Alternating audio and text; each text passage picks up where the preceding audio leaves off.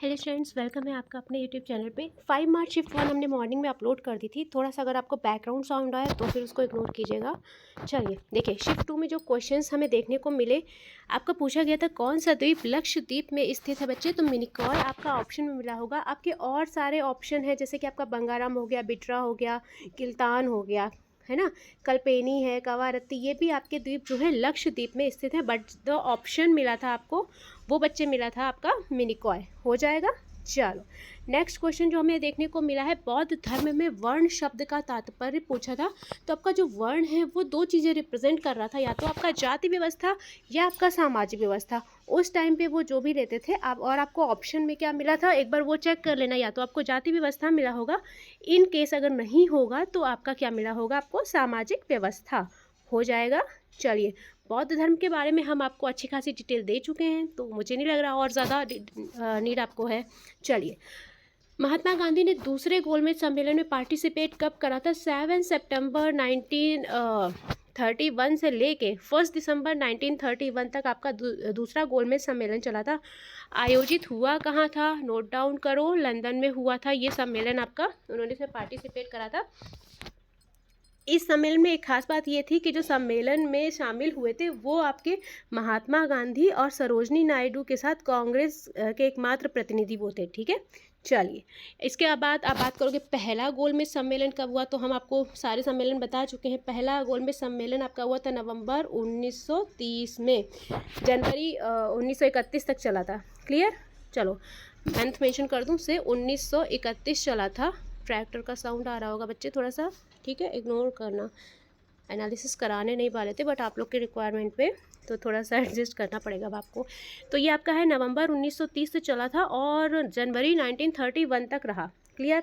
चल नेक्स्ट आपसे पूछा गया था कि किस देश ने सितंबर 2024 में अपने संविधान की 9वीं वर्षगांठ मनाई है? नेपाल ने अपना सेलिब्रेट किया है नवा वर्षगांठ। हुक का नियम से रिलेटेड आपका एक क्वेश्चन पूछा था। क्वेश्चन हमें पता नहीं है क्या पूछा था, इसलिए हमने आपको ये मेंशन किया कि किसी वस्तु की जो इलास्टिसिटी होती है, प्रत्यास्थता से जुड़ा हुआ आपका ये सिद्धांत है। क्लियर। यहाँ पे अगर आप कंफर्म करना चाहें कि एक्चुअल क्वेश्चन क्या आया था तो हमें बता सकते हैं। इंडस एक्स शिखर सम्मेलन 2024 को किस देश के साथ आयोजित किया गया था? ये आपका जो एडिशन हुआ था बच्चे, ये हुआ था आपका 3rd एडिशन था।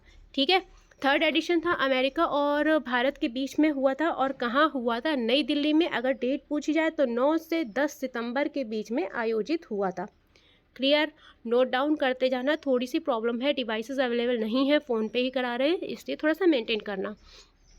सिलिकॉन वैली किसे कहते हैं? Bengaluru city is also known as silicon valley. Clear, या सिलिकॉन सिटी। हो जाएगा। नेक्स्ट, सिटी वाला हम करा चुके। आपको स्टैटिक अवेयरनेस प्लेलिस्ट एक लिस्ट मिलेगी, वहाँ पर हमने सारे जो भी हमारे शहर हैं, सिटीज़ एंड निक नेम्स, उनके एड ऑन कराए हैं। वहाँ भी हमने बताया था, लाइक जयपुर, आंध्रा, इसलिए सब कुछ कराया है वहाँ पे। अगर आप देखना चाहें तो वहाँ पर देख सकते हैं। अभी थोड़ा सा मैं नोट डाउन नहीं कर पाऊँगी, इसलिए मैं आपको पूरी डिटेल्स नहीं प्रोवाइड करूँगी। मैं बोलूँगी, आप तब भी नहीं लिखोगे। देखो, वर्तमान में राष्ट्रीय महिला आयोग के अध्यक्ष कौन है? विजया किशोर जी जो हैं वो आपके महिला आयोग के अध्यक्ष। नेक्स्ट, चलिए इससे पहले देखिए वो महाराष्ट्र के थी। आरबीआई गवर्नर कौन है? संजय मल्होत्रा तो नए हैं, लेकिन आपसे पुराने वाले पूछे गए थे। शशिकांत दास आपको ऑप्शन में मिले होंगे। ये हैं जो अभी नए बने हैं, रिप्लेस करा है इनको। आपको ऑप्शन में शशिकांत दास मिला है, इसलिए मैंने दोनों मेंशन कर दिया। आपके संजय मल्होत्रा नए गवर्नर हैं। पहली महिला राष्ट्रपति प्रतिभा देवी पाटिल कब राष्ट्रपति बनी थी? 25 जुलाई 2007 को वो बनी थी। और किस नंबर की? 12 नंबर की राष्ट्रपति बनी थी। क्लियर। नेक्स्ट, भारतीय संविधान की 4थी अनुसूची जो है वो किससे संबंधित है? तो आपके राज्य और केंद्र शासित प्रदेशों को राज्यसभा की सीटों के आवंटन से रिलेटेड है। वहाँ आपकी सीटों का आवंटन, एलोकेशन डिसाइड किया जाता है। गंगा का मैदान जो है किन दो नदियों के बीच फैला है? घग्गर और तीस्ता। हो जाएगा। सिंपल सा क्वेश्चन था। किस राज्य में पुलिकट झील स्थित है? आंध्र प्रदेश। ठीक है, अब एक चीज़ देखो, यहाँ पर जो आपको ऑप्शन मिला, 2 क्वेश्चन हमें मिले हैं। आंध्र प्रदेश, अगर आपसे ये क्वेश्चन आया है कि आंध्र प्रदेश किन दो राज्यों की सीमा पर स्थित है? तो आंध्र प्रदेश और तमिलनाडु। इस तरह का कुछ क्वेश्चन हमें मिला। यहाँ पर मैंने और लगाना भूल गई, क्वेश्चन कुछ गड़बड़ हुआ है मुझसे नोट डाउन करने में। यहाँ पर आपका आंसर आंध्र प्रदेश हो जाएगा, ठीक है। कौन सा राज्य कपास का सबसे बड़ा उत्पादक है? गुजरात। इसके अलावा महाराष्ट्र में भी होता है आपका कपास। ऑप्शन के थ्रू जाइए, अगर आपको महाराष्ट्र ऑप्शन में नहीं दिया तो गुजरात तो दिया ही होगा, गुजरात ही हो जाएगा, ठीक है। ग्लोबल इनोवेशन इंडेक्स, ये आपका अभी पहले भी आया है, कल की शिफ्ट में आया था ना, परसों की शिफ्ट में। तो 39th पोजीशन है आपकी इंडिया की, पहले भी मैंने बताया था। स्वतंत्र भारत की पहली महिला कैबिनेट मंत्री पूछी गई थी। या आपको क्वेश्चन फ्रेमिंग या तो इस तरह का क्वेश्चन लैंग्वेज मिला होगा, अदरवाइज इस तरह का क्वेश्चन लैंग्वेज मिला होगा। 1947 में कौन नेहरू के कैबिनेट में पहली महिला मंत्री थी? राजकुमारी अमृत कौर जो थी वो आपकी देश की पहली महिला कैबिनेट थी, ठीक है। बिलोंग कहाँ से करती हैं? लखनऊ से। आगे चलते हैं। क्वेश्चन आपका रिलेटेड सेक्टर से आया था। अब एक्चुअल में क्या क्वेश्चन था मुझे पता नहीं, मैंने आपको तीनों मेंशन कर दिए कि अर्थव्यवस्था में हमारे सेक्टर्स कितने, तीन सेक्टर्स में डिवाइड किया गया टोटल सेक्टर। फर्स्ट है हमारा प्राथमिक, सेकेंड है द्वितीयक और थर्ड है तृतीयक। इसका स्क्रीनशॉट ले लो तो आपको फसल अगर पूछ लेगा ना कि क्या किस क्षेत्र में आता है आप कर पाएंगे।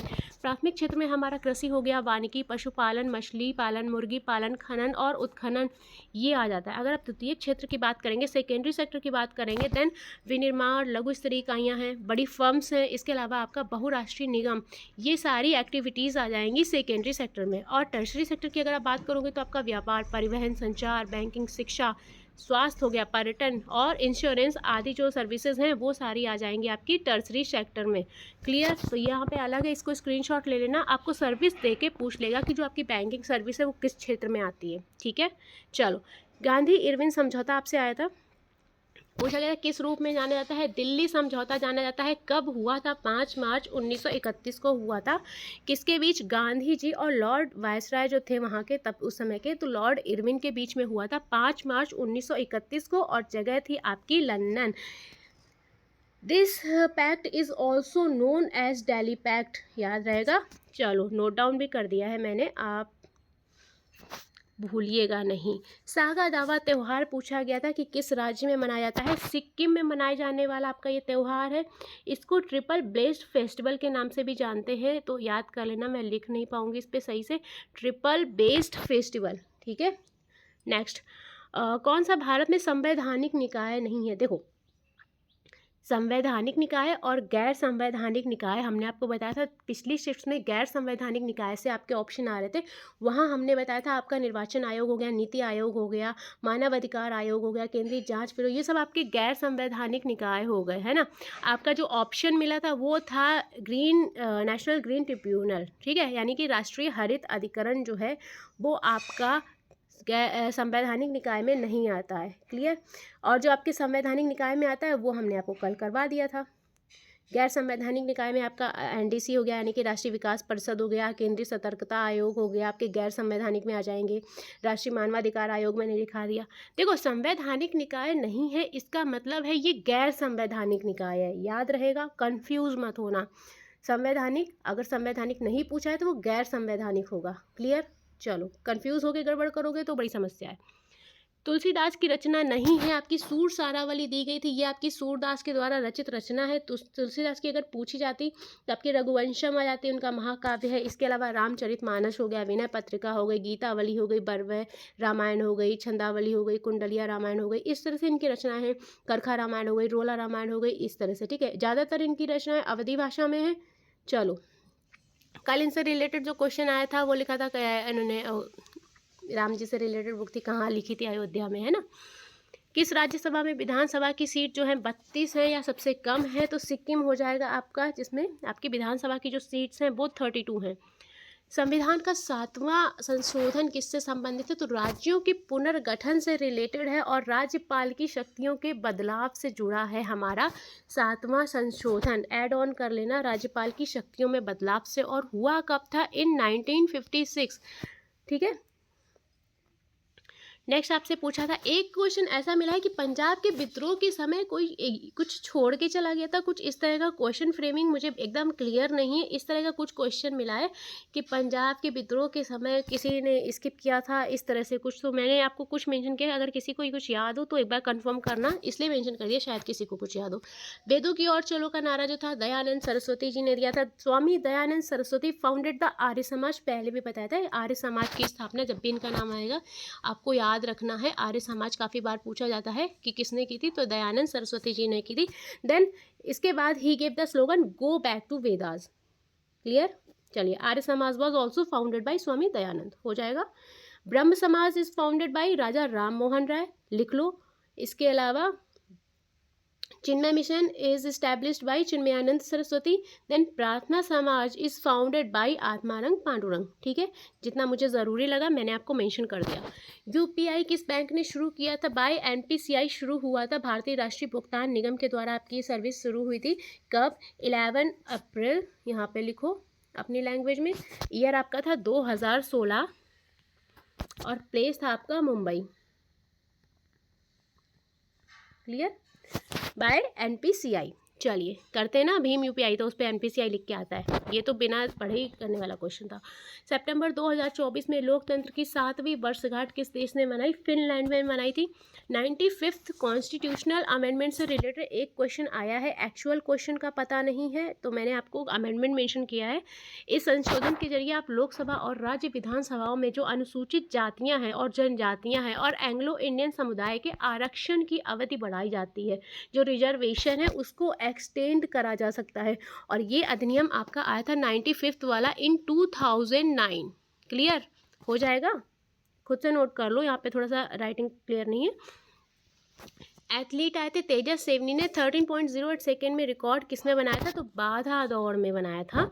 वैदिक काल में जाति व्यवस्था को किस आधार पर विभाजित किया जाता था? व्यवसाय के आधार पर। देखो वैदिक काल में जो जाति व्यवस्था थी वो 4 वर्णों में बांटी गई थी। वर्ण कौन से थे? ब्राह्मण, क्षत्रिय, वैश्य और शूद्र। वर्ण व्यवस्था का जो आधार रखा गया था वो व्यक्ति का व्यवसाय था, मतलब व्यवसाय के आधार पर वहाँ पर जाति विभाजन होता था।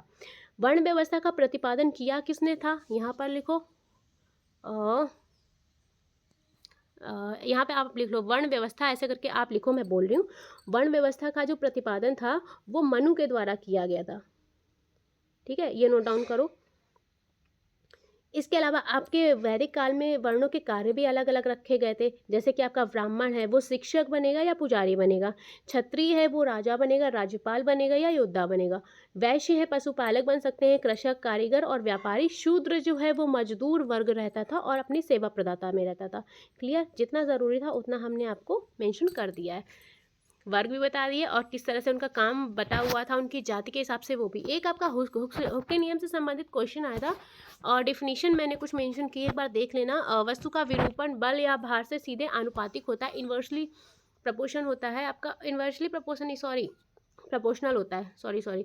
तो ये यहाँ पर किससे संबंधित है? यहाँ पर कुछ क्वेश्चन था, यही था, डिफिनीशन पूछी थी या कुछ और दिया था, इसको एक बार वेरीफाई करना। हड़प्पा सभ्यता का मुख्य आर्थिक स्रोत पूछा गया था। हड़प्पा सभ्यता में देखो 2 चीज़ें चलती थी, एक तो कृषि, दूसरा आपका पशुपालन चलता था। पशुपालन अगर ऑप्शन में नहीं था तो आपका कृषि रहेगा। हो सकता है आपको ऑप्शन में दोनों दिए हों कि कृषि व पशुपालन। राष्ट्रीय महिला आयोग की अध्यक्ष पूछी गई थी आपसे, तो विजय रहटकर थी ये राष्ट्रीय महिला आयोग की अध्यक्ष नियुक्त की गई। इससे पहले ये 2021 तक महाराष्ट्र में महिला आयोग की अध्यक्ष थी। हॉर्नबिल उत्सव नागालैंड में मनाया जाता है, 10 दिन का होता है, बहुत बार बता चुके हैं। 1 से 10 दिसंबर के बीच होता है। फेस्टिवल ऑफ फेस्टिवल भी कहा जाता है, 1 से 10 दिसंबर, ये भी सब बता चुकी हूँ मैं। फेस्टिवल ऑफ फेस्टिवल कहा जाता है, इसको नोट डाउन करो। फसल की बुआई और कटाई किस महीने में होती है? देखो अगर फसल हमारी खरीफ की है बच्चे तो जून जुलाई में बोई जाएगी, सितंबर अक्टूबर में काटी जाएगी। फसल मेंशन कर दी, जो धान, मक्का, ज्वार, बाजरा, अरहर, मूंग, उड़द, कपास, जूट, मूंगफली और सोयाबीन आ जाएंगी आपकी किसमें? खरीफ की फसल में। रबी की फसल अगर बात होगी तो अक्टूबर नवंबर में बोई जाएगी, मार्च अप्रैल में काटी जाएगी। जो फसलें इंक्लूड हो जाएंगी वो आपकी गेहूँ, जौ, मटर, चना और सरसों। क्लियर? इतना मेरे अकॉर्डिंग कंफर्म था, इतना काफ़ी था। नेक्स्ट, भारी उद्योग किस पंचवर्षीय योजना से संबंधित है? अच्छा एक बात बताओ, 5 ईयर प्लान इतना करा चुके, सेकेंड 5 ईयर प्लान का क्या था? जो हमारा इंडस्ट्रियलाइजेशन था उसको फोकस किया गया था, तो वो हमारा दूसरी पंचवर्षीय योजना में आया था। जो टेन्योर था, the tenure was 1956 to 1961। Clear?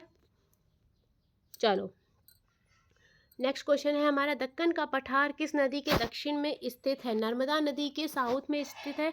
Fourth अनुसूची आपकी किससे संबंधित है? राज्यसभा की सीटों का आवंटन, जो एलोकेशन है सीट्स किसका, राज्यसभा का, वो आपके फोर्थ अनुसूची में आएगा। एडियाबेटिक प्रोसेस पूछा गया था, तो ये एक ऐसी प्रक्रिया है जिसमें परिवेश के बीच ऊष्मा का आदान प्रदान ही नहीं होता है, रुक जाता है। क्लियर। चलो, राज्यों के गठन का आधार क्या था? देखो, जब राज्य बनाए गए तो उनका गठन का आधार आपका रखा गया है, तो लोगों की भाषाई तौर पे बांटा गया। फिर आपकी इच्छा हो सकती है, भाई किसी को नहीं रहना, जन इच्छा, जनसंख्या के आधार पर कोई कुछ छोटा बनाए राज्य, कोई बड़ा बनाए, भौगोलिक स्थिति और उनकी वित्तीय स्थिति सबके अकॉर्डिंग। अब यहाँ पर गो थ्रू द ऑप्शन, आपको ऑप्शन में क्या मिला था? अकॉर्डिंग टू में मुझे जो पता है वो भाषा मिला था। अगर भाषा है तो वेल डन, कोई दिक्कत नहीं है। अगर नहीं है तो आप अपने इन ऑप्शन में किसी भी को भी पिक कर सकते हो। 1857 की क्रांति में लुधियाना से किसने नेतृत्व किया था? बाबा महाराज सिंह ने किया था। अगर आपको ये नाम लिखा मिला है, या इनका एक और नाम था निहाल सिंह, ठीक है, तो दोनों में से कोई नाम मिला हो आप टिक कर सकते हैं। यहाँ से बाबा महाराज सिंह मिला होगा। नेक्स्ट आपसे क्वेश्चन बना था आर्थिक संकट से, ठीक है, 1991, 1000 बार बोल चुके हैं, 1991 वाला तैयार करो, टॉपिक्स लिखो जो बता रही हूँ।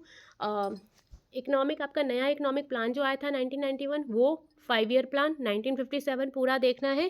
और इसके अलावा आपका आर्टिकल्स, उनके पार्ट्स सब पीडीएफ, फाइनल पीडीएफ में प्रोवाइड कर चुके, मैं वापस से अपलोड कर देती हूँ आपका। इसके अलावा 5 ईयर प्लान में उनका टेन्योर, उनके सब्जेक्ट्स, उनके एम सब तैयार करना है। फसल वाला हमें आज देखने को मिला है। फेस्टिवल से आपका क्वेश्चन देखो बन रहा है, ठीक है। इसके अलावा साइंस में जो नियम है ये हर शिफ्ट में लगभग मिले हैं। कभी आपका हुक के नियम से बना, इसके पहले आपका रदरफोर्ड उससे बना था, तो ये एक बार रिवाइज कर लो। गेम से क्वेश्चन बन जा रहा है। कॉन्स्टिट्यूशन का काफ़ी क्वेश्चन आ रहा है, आर्टिकल्स पूछ ले रहे हैं। एक आपका समाज पूछ लेते हैं ज़्यादातर, और रचनाएं भी देखो आनी पुरानी आ रही हैं, तुलसीदास और ये है ना, रामायण महाभारत से रिलेटेड क्वेश्चन आ रहे हैं। फेस्टिवल तैयार करने, गोलमेज सम्मेलन तैयार कर लो, प्राथमिक द्वितीयक तृतीयक क्षेत्र ज़रूर से ज़रूर तैयार कर लो स्क्रीनशॉट लेके, ये बहुत ज़्यादा ज़रूरी है। इसके अलावा आपके इंडेक्सेस, इंडेक्सेस मत भूलना, नोट डाउन करते रहो, इंडेक्सेस ज़रूर से ज़रूर तैयार करने। नेक्स्ट जो प्रिपेयरिंग टॉपिक है आपका वो है, मैं देख के बताती हूँ, अभी तक मैंने जो शिफ्ट्स करवाई हैं अपने फ़ोन के बेस पे ही, कैबिनेट मिनिस्टर्स नए वाले, और नेम ऑफ सिटीज़। चलिए फिलहाल तो इतना ही है, बाकी मैंने टेलीग्राम पे कुछ आपको मेंशन किया है, वो एक बार प्रिपेयर कर लेना। अगर और कुछ लगा मुझे आपको तो मैं आपको ज़रूर से ज़रूर बता दूंगी।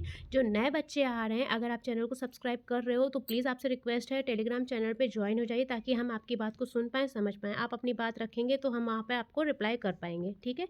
बाकी किसी भी तरह का कोई भी डाउट हो आप हमको टेलीग्राम ग्रुप पर कर दीजिए। चैट बॉक्स खोल रखा है बच्चों की बात के लिए, आप वहाँ पे मैं कांटेक्ट कर सकते हैं। पीडीएफ के लिए बता दीजिए, विदाउट एनोटेशन आपको प्रोवाइड कर दी जाएगी। चलिए शिफ्ट 3 की वीडियो कुछ देर में प्रोवाइड करने की कोशिश करते हैं, तब तक के लिए साथ में बने रहिए।